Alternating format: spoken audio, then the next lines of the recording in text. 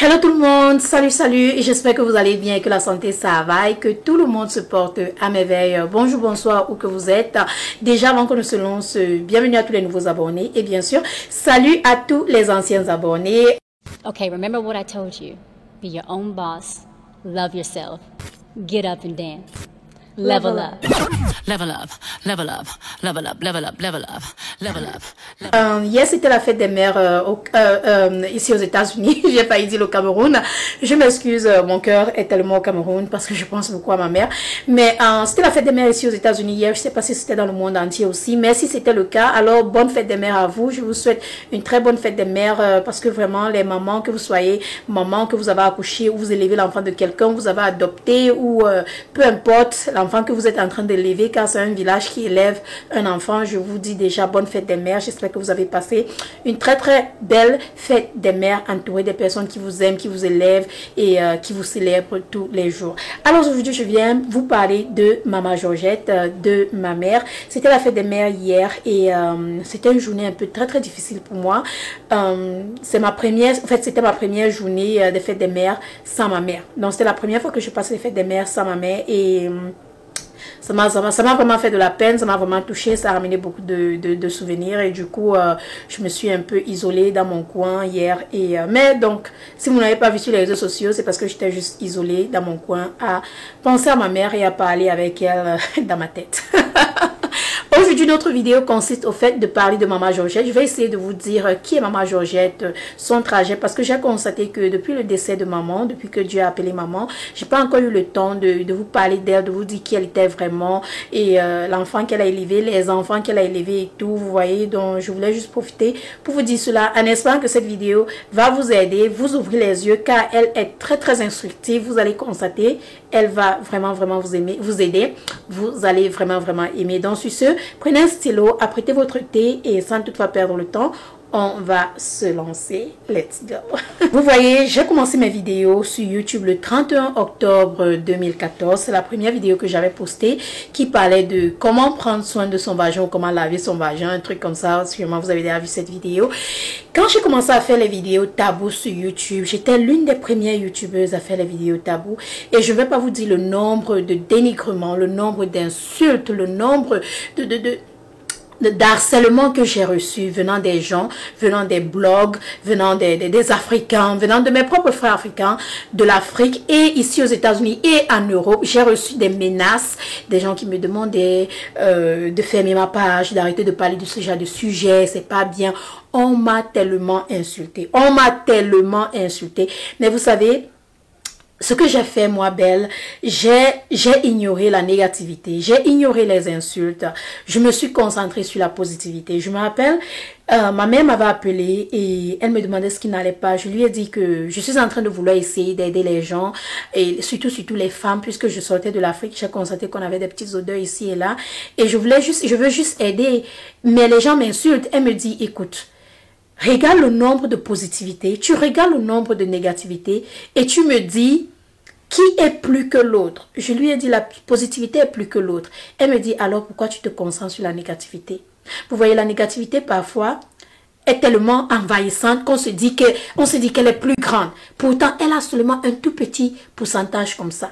La négativité est souvent peut-être 5% ou 10%. Et la positivité est à 90%. Mais le cerveau de l'être humain se concentre toujours sur la négativité pour des raisons inconnues. On voit toujours le mal, mais jamais le bien. Et c'est ma mère qui m'a ouvert les yeux. Elle m'a dit, mais concentre-toi sur la positivité et non la négativité et continue à faire ce que tu fais. J'ai dit oui maman, c'est ce que je vais faire, c'est ce que je vais continuer à faire. Vous voyez, la même chose se déroule encore quelques années plus tard où les gens se demandent, mais Belle Bijou, où est-ce qu'elle prend cette force, où est-ce qu'elle prend ce courage, qu'est-ce qui se passe dans sa tête, comment est-ce qu'elle arrive à parvenir à faire les choses qu'elle fait, comment est-ce qu'elle arrive à surmonter cette douleur, comment est-ce qu'elle arrive à faire tout ce qu'elle est en train de faire, sachant qu'elle est dans la douleur. Vous voyez, les gens se posent beaucoup de questions et le truc avec l'être humain, c'est que les gens ne comprennent jamais d'où est-ce que ta force vient, d'où est-ce que ton courage vient. Et du coup, ils sont tellement étonnés qu'ils commencent à se poser des questions. Tellement ils veulent savoir d'où ça vient, ils vont même essayer de créer des mensonges, d'asperger la haine, Tout simplement parce qu'elle n'arrive pas à comprendre comment tu peux avancer, comment tu peux continuer à faire les choses que tu fais, sachant que tu es dans la douleur, du point où d'autres se doutent même si tu es dans la douleur, tout simplement parce que tu es forte. Écoutez-moi attentivement. Ma mère, Maman Georgette, était une femme extraordinaire, une femme impeccable. Vous voyez, nos mamans d'aujourd'hui, j'ai constaté, je l'ai fait à l'époque, nous les enfants d'aujourd'hui, nous avons tendance à ne pas écouter ce que nos parents nous disent. Quand maman est en train de parler ou quand papa est en train de parler, on prend ça à la légère, on tape la main, on écoute, ça entre ici, ça sort là-bas. Mais avec l'âge, avec le temps, et quand j'ai constaté que ma mère atteignait déjà un certain âge, j'ai commencé à prendre ses paroles très très sérieusement, car elle me parlait toujours comme dans les blagues. Je me rappelle, quelques mois avant sa mort, elle m'a dit, si un jour je quittais cette terre, j'ai dit, maman, arrête, ne parle pas comme ça. Elle me dit, ok, tu penses que je suis fait, on m'a fabriqué avec le fer ou avec les papins? J'ai dit, non, maman, tu ne vas aller nulle part. Elle me dit, je dis seulement, si un jour je quittais cette terre, je veux que tu me célèbres. Vous voyez, en Afrique, on a une mentalité. Et c'est la même mentalité que l'Africain a eu dès le départ quand j'ai commencé ma chaîne YouTube et on a commencé à m'insulter, me dénigrer. Et aujourd'hui, vous voyez toutes les YouTubeuses qui parlent de sexe, de vagin, de ci et de ça. Puis pourtant, quand j'avais commencé, on m'a insulté, n'est-ce pas? C'est la même mentalité que l'Africain a aujourd'hui. L'Africain est déjà habitué à ce que quand son parent ou son papa, sa maman meurt, au lieu de célébrer la vie de celui-ci, on pleure. On pleure. C'est-à-dire, on peut même seulement se rouler sur le sol. C'est-à-dire, c'est comme si l'Africain s'attend à ce que si tu perds quelqu'un, tu te renfermes. C'est-à-dire, tu arrêtes tout ce que tu es en train de faire. Écoutez-moi attentivement. Avant que maman Georgette ne parte, elle m'a dit, s'il arrivait que je parte un jour, je veux que tu me célèbres. J'ai dit, te célébrer? Elle m'a dit oui. Je veux que tu me célèbres. Je vois les gens mourir ici et là, on les pleure comme s'ils vont revenir. Célèbre-moi. Célèbre ma vie. Célèbre les étapes que nous avons traversées ensemble. Célèbre la personne que je suis. Je lui ai dit, oui maman, j'ai compris. Elle m'a dit, si je meurs, je ne veux pas que tu te mettes à pleurer. Je ne veux pas que tu te punisses. Je ne veux pas que tu arrêtes de travailler. Je ne veux pas que tu arrêtes de faire, de grandir, de réaliser tes rêves, de réaliser tes objectifs parce que tu veux me pleurer. Elle m'a dit, je vais vivre à travers toi. Je vais voir ce que tu es en train de faire. Tout ce que tu as fait, je vais te diriger. Tu as intérêt à me célébrer. À ce moment, je n'ai pas très bien compris ce qu'elle était en train de dire quand elle dit célébrer et tout. Parce qu'en Afrique, on pleure, on ne célèbre pas. Et au-dessus de ça, elle m'a dit, ma fille, tu sais, s'il arrivait que je parte un jour, tu es la seule qui est sortie de mes entrailles, qui est en Occident. Si je pars aujourd'hui, je te laisse avec tout un village sur ta tête. Tu n'as pas droit à l'erreur. Tu ne peux pas te mettre à te punir et à pleurer, sachant que tu as des gens, la famille, non seulement la famille, des cousines, des frères, des soeurs, à prendre soin à la maison. Et elle avait totalement raison. C'est après sa mort que je m'assois, j'observe, je regarde, je dis, maman avait raison.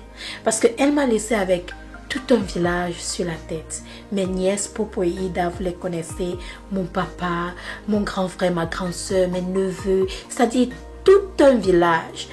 Et il est impossible que le village pleure la maman et que la personne qui peut donner la force au village, qui peut aider le village, se mette aussi à pleurer. Nous allons tous nous écrouler et personne ne va pouvoir avancer.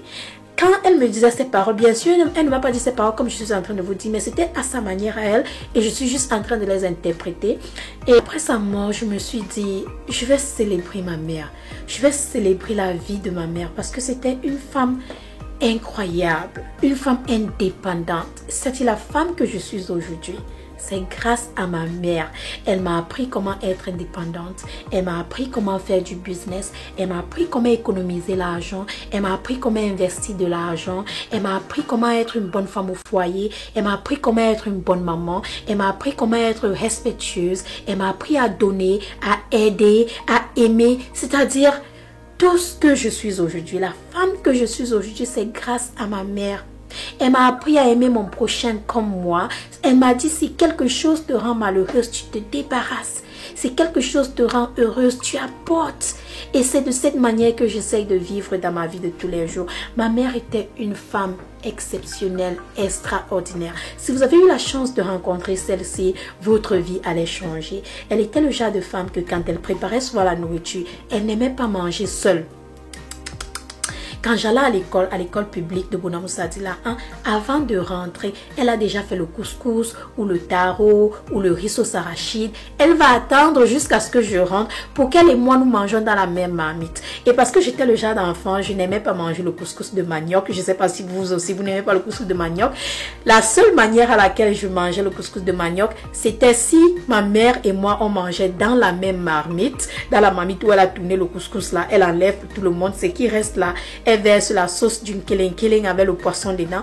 Elle et moi, on mange. C'était la seule manière à laquelle je mangeais. Du coup, ma mère n'aimait plus manger seule. Elle aimait quand j'étais là pour qu'on puisse manger ensemble. Et c'était juste... Ce sont des souvenirs comme ça qui me poussent encore à la célébrer parce qu'elle était vraiment une femme de cœur, une femme incroyable, une femme que tout le monde aurait aimé avoir dans sa vie. Je me rappelle quand on vendait encore les beignets, quand j'étais petite, maman vendait les beignets pour pouvoir payer l'école et je faisais toujours la tête parce qu'en été comme ça, quand c'était les vacances, au lieu d'aller en vacances comme tous les enfants, elle me donnait les beignets sur la tête. Elle me dit, va au marché vendre les beignets, je pouvais mourir. Je pouvais mourir. Après, elle me dit, les beignets là, c'est pour payer ton école. C'est pour payer ton école. Demain, après-demain, tu vas me remercier. Et aujourd'hui, je ne peux que remercier ma mère pour tout ce qu'elle a fait. M'avoir forcé d'aller vendre les beignets, m'avoir forcé de tourner son restaurant avec elle. C'était juste... C'était juste incroyable. On appelait ma maman Marguerite Thatcher parce qu'elle ne blaguait pas. Elle ne blaguait pas dans le quartier. Si quelqu'un me touche, si quelqu'un m'approche, si quelqu'un me frôle, si quelqu'un me parle, c'était grave. C'était grave. Donc si elle entend seulement que quelqu'un est en train de me parler, elle va venir avec la machette. Qui t'a demandé? Et elle va me tirer par la main, elle va m'amener à la maison, elle va me dire, écoute-moi bien. Les hommes là, ils te frôlent comme ça, tu tombes enceinte. Ils te touchent comme ça, tu tombes enceinte. C'était pas la vérité, c'était juste pour m'effrayer. Elle me dit, tu es trop belle pour les hommes de ce quartier. Tu es très intelligente pour les petits gars de ce quartier. Qu'est-ce qu'ils vont te donner? Ils vont te mettre la grossesse et après qu'est-ce qui va se passer? Hein? Tu vas m'apporter un petit-fils ici pour que je fasse comment? C'est-à-dire, elle me donnait toujours les conseils et le truc c'est que elle ne savait pas que à cette jeune âge-là, j'écoutais déjà ses conseils. Donc, elle se disait que moi, j'étais têtue. J'étais très calme quand je grandissais. Elle ne m'a pas appris à insulter les gens. Donc, du coup, je ne connais pas insulter les gens. Vous l'avez constaté. Même quand je veux faire les insultes, je ne connais même pas comment faire les insultes. Je cherche souvent les mots. Donc, elle me disait toujours, tu es intérêt à ne pas insulter les gens. Une belle femme n'insulte pas les gens. Une belle femme n'a pas une bouche pourrie. Une belle femme n'a pas une bouche qui pue. Du genre, ça veut dire les mauvaises paroles qui sont dans ta bouche. Et ce sont les trucs comme ça qu'elle me disait. Elle me dit, utilise ta tête. Utilise ta tête. Bijou, utilise ta tête. C'est comme ça qu'elle m'appelait. Abi, utilise ta tête. J'ai causé avec ma maman la nuit avant sa mort. Je me rappelle, j'étais au téléphone 24h/24. Je voulais qu'on l'amène à l'hôpital catholique à l'ouest du Cameroun là-bas. Et du coup, on m'a appelé pour me dire qu'il y a la guerre là-bas. Donc, on ne pourra pas amener maman. J'ai dit, bon, amenez-la à l'hôpital général très tôt le matin. Et c'est en route pour l'hôpital général qu'elle a remis l'âme et tout. Je me rappelle, on a causé la nuit d'avant. Et...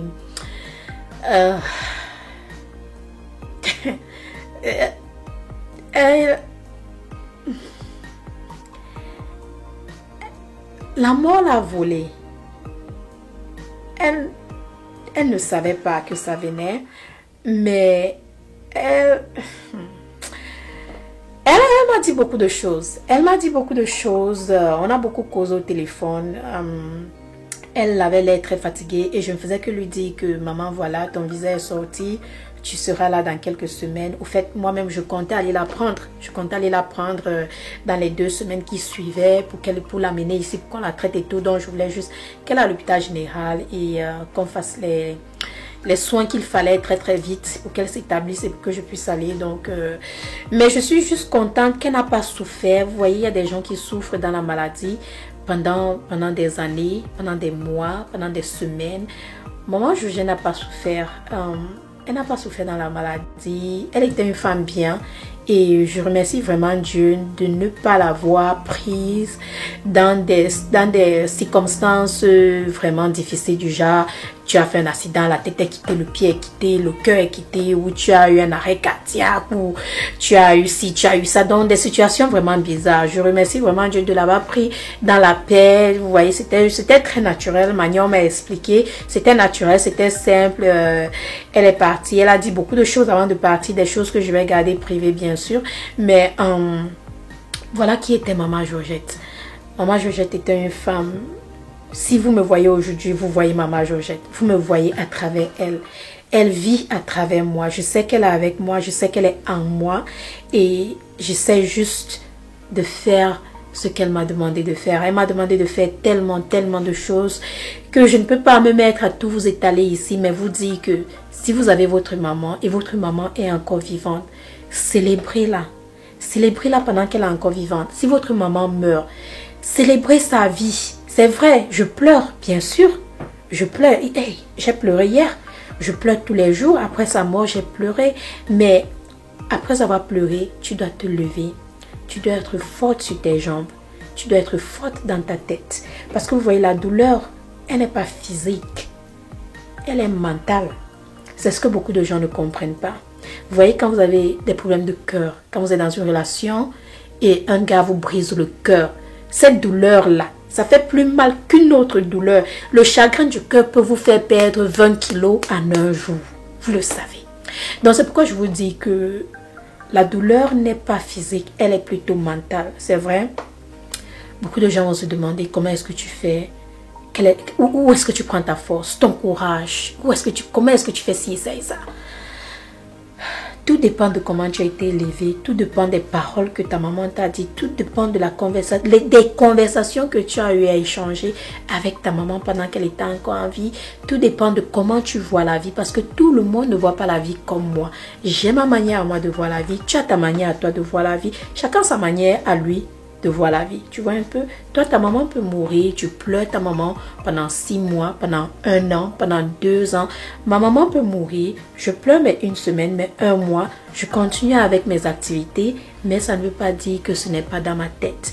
Donc il y en a qui montrent leur douleur physiquement, il y en a qui montrent leur douleur, qui ressentent leur douleur intérieurement, il y en a qui montrent leur douleur à travers les réseaux sociaux. Ils veulent aller pleurer et que tout le monde voit qu'ils sont en douleur pendant des mois et des mois. Il y en a des... Donc chacun a sa manière de pleurer, chacun a sa manière de traverser la douleur.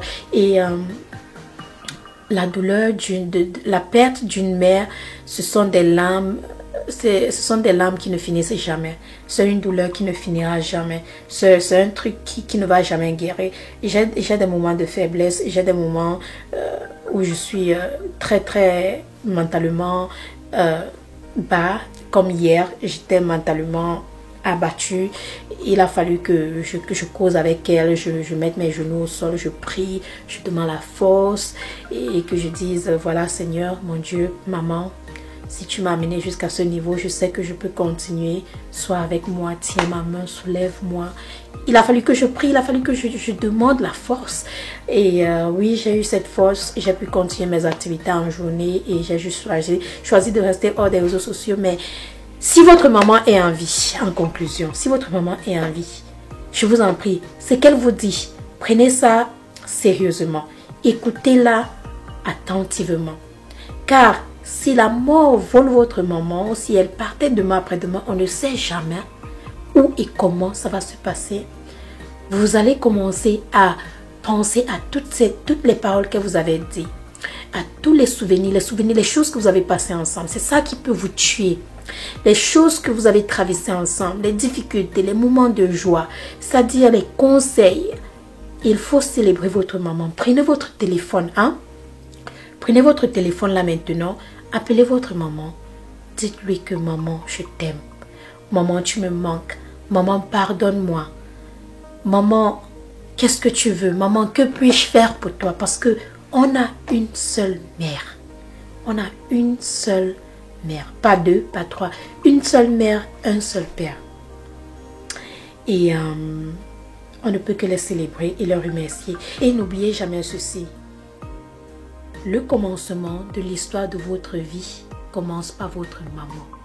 Et quand elle n'est plus là, une grande partie de l'histoire de votre vie s'en va aussi. D'accord? Donc, avec maman qui est partie, une grande partie de l'histoire du commencement de ma vie est partie avec elle. Car c'est grâce à elle que je suis là. C'est elle qui m'a mise au monde. C'est elle qui m'a élevée. C'est elle qui m'a essuyé, m'a nettoyé, m'a purgé, m'a nourri, m'a montré le chemin, m'a tenu la main, m'a consolé, m'a aimé plus que toute personne, m'a conseillé, m'a supporté, ma supportrice number one. Je me rappelle quand elle est venue ici en 2015, quand j'avais accouché Princesse. À chaque fois que je voulais faire une vidéo, je n'avais pas encore les caméras qui se stabilisaient toutes seules comme actuellement. Donc, il fallait qu'elle s'asseye sur une chaise et que je stabilise son visage et que je revienne m'asseoir et que je puisse faire la vidéo. Et elle me demandait souvent, elle me disait, tout ça là, c'est même pourquoi? Ouais, l'argent qu'on te donne, parce que si moi je vois pas l'argent, c'est pas la peine de faire ça. Maman Georgette, on a eu tellement de beaux souvenirs, on a eu tellement de beaux moments que je ne regrette rien. J'ai réalisé la plupart des choses que j'avais promis réaliser pour elle. Donc voilà la famille, c'est la fin de cette vidéo. C'était juste pour vous dire qui était maman Georgette, un peu en bref, parce que j'ai pas eu le temps de parler d'elle depuis qu'elle est morte. Je n'avais pas encore ce courage de parler sans toutefois pleurer. Je suis fatiguée de pleurer, je suis fatiguée de montrer mes larmes et tout. Donc j'ai pleuré hier, c'est suffisant. Je me suis dit aujourd'hui je peux le faire et je l'ai fait. Oui, on a eu des gouttes, mais bon, ça pas coulé du genre comme le crocodile.